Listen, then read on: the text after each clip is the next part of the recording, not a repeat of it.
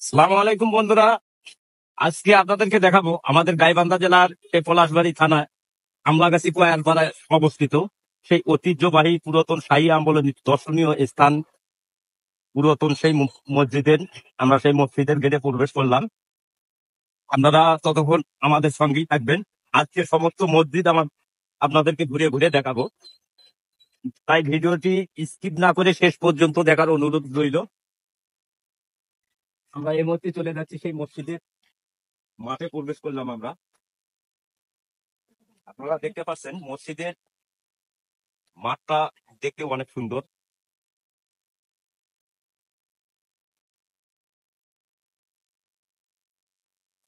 এই মাঠে আসলে মনে হয় প্রাণ শীতল হয়ে যায়।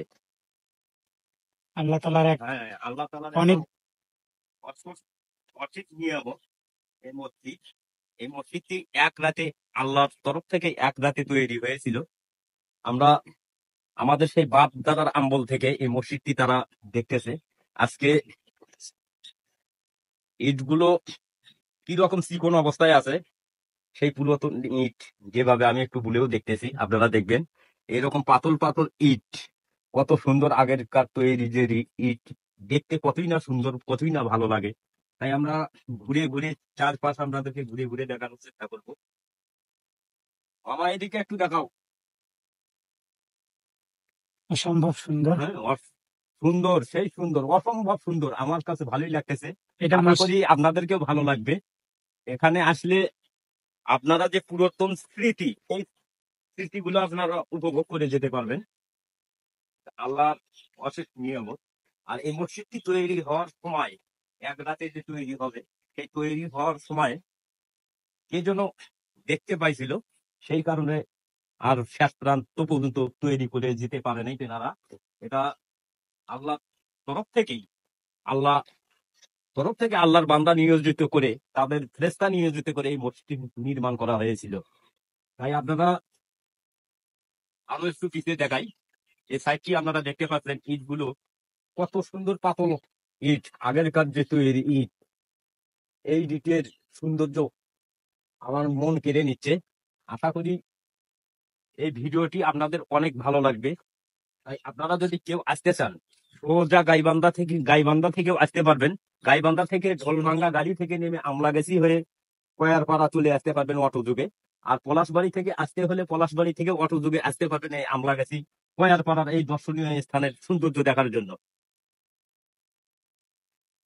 আবারও আপনাদেরকে দেখাই, এই একটু উপর সাইডের দৃশ্যগুলো একটু ভালোভাবে দেখাবো আপনাদেরকে।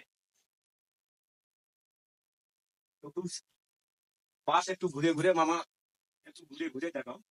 ক্যামেরাম্যান হিসেবে রয়েছেন আমার মামা। আপনারা মামা, এখান থেকে তো আমার যাওয়ারই ইচ্ছে করছে না, সেই অবস্থা। থেকে দেন, যাওয়ার প্রয়োজন নেই। আল্লাহ তালার এক অশেষ নিয়ামতের জায়গা এটি। এই কারুকাজ গুলো এখানে করছে, এরকম কারুকাজ করার মতো মিস্ত্রি আমার মনে হয় না এরকম মিস্ত্রি আর জন্ম হবে। কারণ এগুলো মিস্ত্রি, এই যে ইটের যে ফুলটা, এই কোনোভাবেই আর পৃথিবীতে কেউ তৈরি করতে পারবে না। কারণ এই যে দৃশ্যটা দেখতে পাচ্ছ মামা, এই যে দৃশ্যটা, এটা কি অসাধারণ একটি দৃশ্য।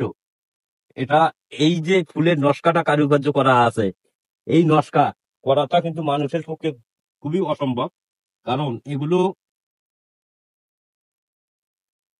যেভাবে আল্লাহ তাআলা তৈরি করছেন, এরকম তৈরি আমার জীবনে হয়তো আর কোথাও দেখেছি কিনা আমি তা জানি না। কারণ লাঠের মতো পেঁয়াজ। পেঁয়াজ গুলো যে, এই লাডের মতো যে পেঁয়াজ গুলো দিছে, এগুলো একটা আল্লাহ তালারই অশেষ নিয়ামত। এগুলো যে কি সিস্টেমে এগুলো লাগাইছে, আর সেটাও আপনারা ভালোভাবেই দেখছেন। এই ইটের যে গাঁথনি গুলো, এই যে গাঁথনি কত সুন্দর ভাবে গাঁথনি গুলো করে তারা সৌন্দর্য নিয়ে এসেছেন। এটা আল্লাহ তালা ফেরেশতা ছাড়া মানুষের পক্ষে কোনো সম্ভব নয়। শেষ করে দেন।